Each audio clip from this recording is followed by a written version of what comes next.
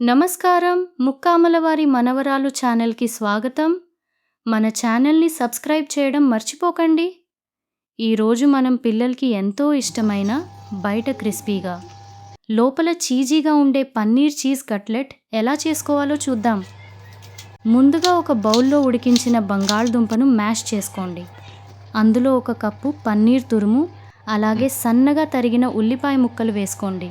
ఇప్పుడు అందులో 1/2 స్పూన్ కారం, 1/2 స్పూన్ గరం మసాలా, రుచికి సరిపడా ఉప్పు, ఇంకా బైండింగ్ కోసం 2 స్పూన్ల కార్న్ ఫ్లోర్ వేసి నీళ్ళేమీ లేకుండా బాగా కలుపుకోవాలి. మిశ్రమం సిద్ధమయ్యాక కొద్దిగా చేతిలోకి తీసుకొని రౌండ్గా చేసి మధ్యలో చిన్నగా తరిగిన మొజరెల్లా చీజ్ పెట్టి కట్లెట్ బిళ్ళల్లా ఒత్తుకోవాలి.